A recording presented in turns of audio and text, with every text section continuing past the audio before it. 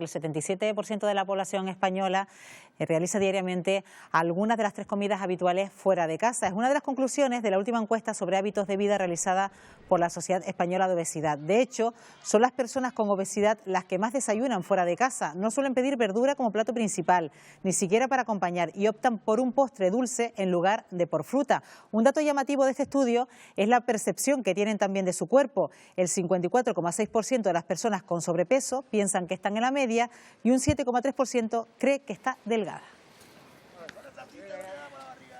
Pues esta mañana queremos valorar estos datos junto a Alejandro Silvera, que es farmacéutico y nutricionista. Alejandro, ¿qué tal? Muy buenos días. Muy buenos días. Quizás estamos más gordos de lo que pensamos, nos asomamos al espejo y no vemos que realmente estamos ante un sobrepeso. Probablemente exista esa percepción, uno no tiende a ver los problemas muchas veces en sus propias carnes y tiende muchas veces a disculparlo. No es una cuestión solamente estética, Estíbaliz, sino que también es una cuestión, pues ya todos sabemos, relacionadas con la salud. El sobrepeso, la obesidad, el aumento del perímetro abdominal, el aumento de la grasa visceral es un factor de riesgo para padecer muchas enfermedades y desde luego hay que resolverlo de forma pues perentoria. Claro, porque muchas personas en casa dirán, pues si me acepto como soy, eso quiere decir que tengo la autoestima alta, pero bueno, también estamos hablando de lo que supone el sobrepeso como riesgo para la salud, ¿no? Por supuesto, a nivel de aceptación de nuestro cuerpo, es evidente que debemos ser positivos y de hecho quizás lo menos que nos debe preocupar es precisamente esa imagen corporal, en el sentido de que la normalización del peso no debe estar tan relacionado con ella, sino que debe estar relacionado con nuestra intención de mejorar nuestra salud a medio y a largo plazo. En el caso de los niños, en los que también existen niveles pues preocupantes de sobrepeso y obesidad, la mejora de los hábitos alimentarios persigue el que sean unos adultos más sanos, porque con los niveles, como decía la entradilla, de sobrepeso y obesidad,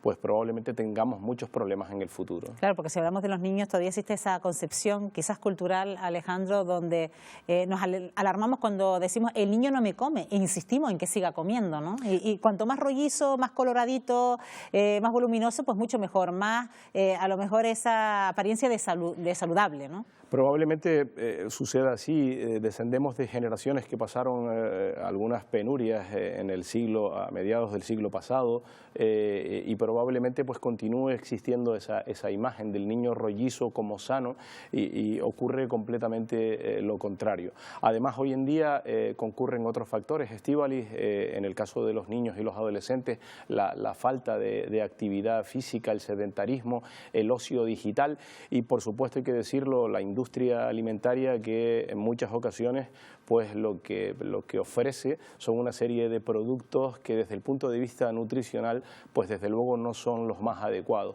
Es un trabajo importantísimo precisamente en estas edades, en infancia y en la adolescencia, insistir en restringir este tipo de productos con muchas grasas, con muchos azúcares, con una palatabilidad excesiva y hacer el esfuerzo porque coman otro tipo de alimentos que desde luego son más saludables. Claro, porque también tenemos la idea que, bueno, mientras están creciendo pueden permitirse cualquier lujo, ¿no? Entonces ya tendrán tiempo de ponerse a dieta, ¿no? Y es conveniente trabajarlo ahora, ¿no? En esas edades. Sobre todo porque además estamos forjando los hábitos, las costumbres del futuro, ¿no?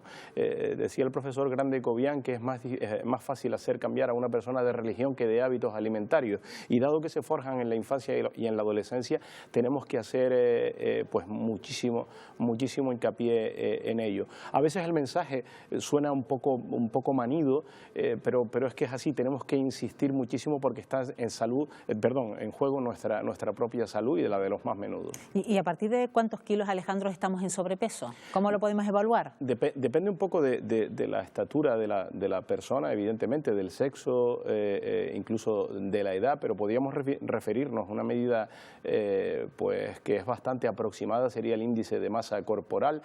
No es una medida muy certera, pero sí nos puede dar una idea de si nos encontramos en situación de sobrepeso o obesidad, en cuyo caso deberíamos ir a consultar desde luego a un profesional titulado. El índice de masa corporal relaciona nuestra estatura precisamente con nuestro peso.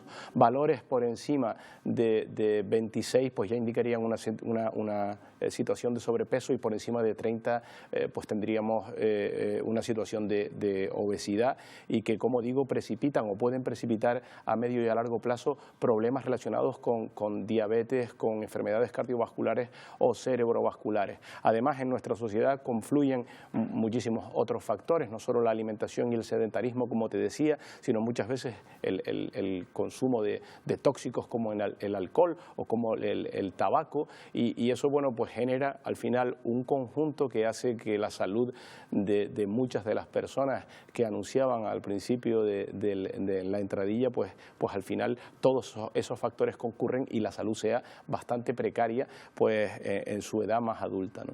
Bueno, y tener sobrepeso tiene que ver con la comida, Alejandro, también otros factores que pueden influir. Desde luego, existen factores incluso genéticos, pero en este caso, digamos que una de las causas principales, quitando esos factores genéticos, van a ser derivados precisamente de una mala alimentación y relacionados sobre todo con la poca actividad física. Digamos que de alguna manera hemos entrado en una especie de círculo vicioso en el que cada vez tenemos menos tendencia a hacer una actividad, y no me refiero a la realización de deporte, que también, sino que nos solemos mover muchísimo menos en esta época de redes sociales, como decíamos, de ocio digital, y desde luego han empeorado nuestros hábitos alimentarios. Hemos dejado de lado de alguna manera, digamos, los alimentos principales que nos proveen de nutrientes saludables, como podrían ser los vegetales, frutas, verduras, hortalizas, y hemos centrado muchas veces nuestro consumo en aquellos alimentos que contienen gran cantidad de grasa o azúcares, alimentos procesados,